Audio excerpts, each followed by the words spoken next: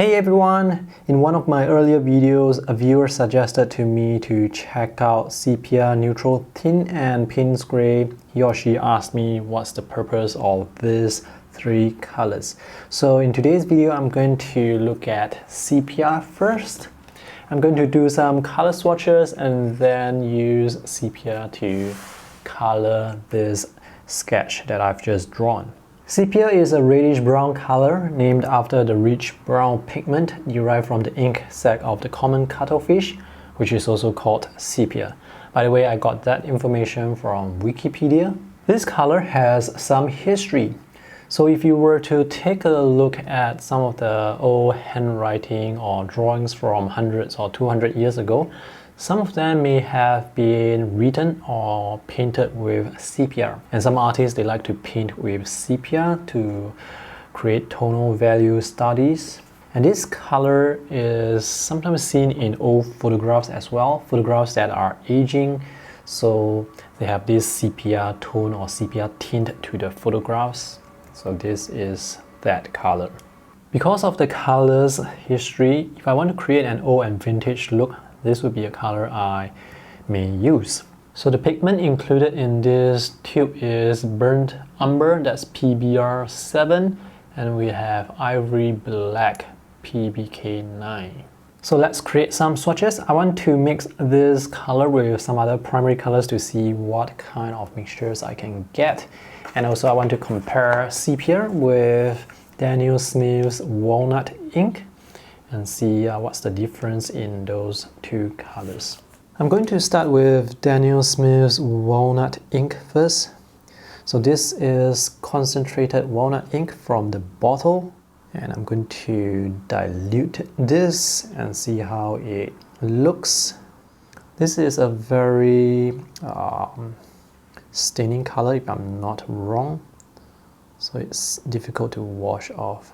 See this interesting bit of information on Wikipedia. An ancient use of walnut ink was to stain the hands of criminals. Once stained, it was impossible to wash off and remains in the skin for a long time. So be careful of the ink, don't let it get onto you. And now let's paint with watercolor sepia. Let me tilt the sketchbook like this.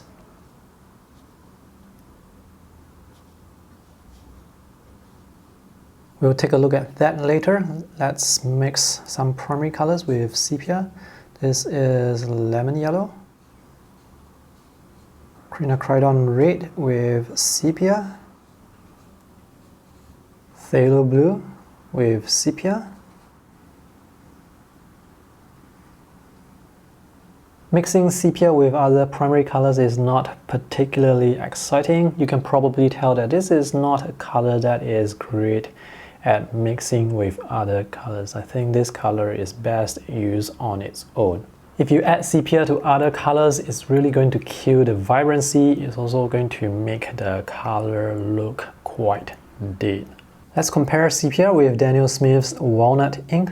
So earlier on I said that there is some reddish brown in sepia, and when I compare the two, I can see more reddish brown here in the walnut ink compared to the sepia. And this is in its most concentrated form, so if you need this to be darker, you have to add layers after layers. But if you need this to be darker, you just add more paint. And now let's quickly paint this sketch and see how sepia will look. I'm going to paint quick and loose. That's a bit too much here, so let me get some tones inside. This is the first wash, and now I'm going to use more sepia to paint darker areas. So let me add a lot of sepia. There is some granulation in this color, so I can see some textures going on.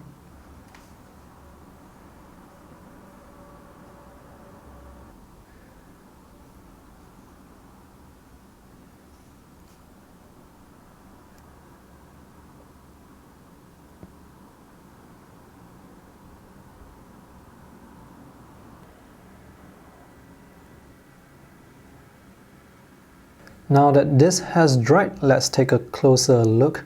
So sepia is a color that is suitable for monotone studies like this. You can get very light tones, middle tones, and really dark tones, tones that are close to black. So if you want to do quick studies, you can use sepia as well as graphite or other gray tones. But this is the look that sepia will give you. At first glance, it actually reminds me of another color, burnt umber. So I went online to do some research and I found this video from Denise Soden. I'll put a link to her video in the video description below, but this is the color of burnt umber. I mean, it's quite close to sepia, but of course sepia has ivory black added to it.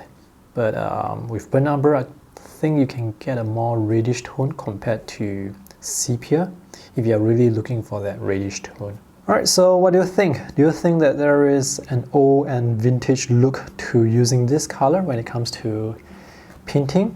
This is a granulating color, so you can see granulating textures. Here I tried to fade the color into the white of the paper. And this color is not as staining compared to walnut ink, so you can still lift off the color when the wash is still wet, which is what I've done here. And here as well, I painted a light wash over it and then I lifted the color using tissue paper, dry tissue paper. And this is how much you can lift off. If you don't control your washes well, you're going to get the patchy look. Like this, and like this. Here's a closer look at the granulation. It may not be that obvious here because the paper that I'm using, the texture is not that pronounced, it's not that obvious. So it's like a fine grain granulation here. Let's see how sepia looks on rougher paper. And while the wash is still wet, I'm going to dab in some concentrated paint and see how it's going to look.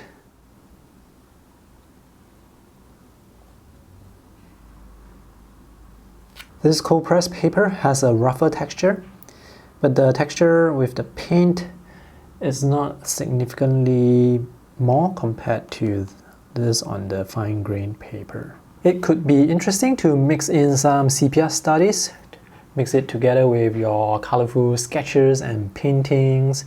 I have a friend who does these monotone studies with sepia, or maybe it was some other color. So he painted a series of pen and ink sketches just with a single color. So those could be the type of studies that you can do with single colors or with sepia. So that's all for my review today. I hope this video is helpful. If you have any questions, let me know in the comment section below. Thank you for watching.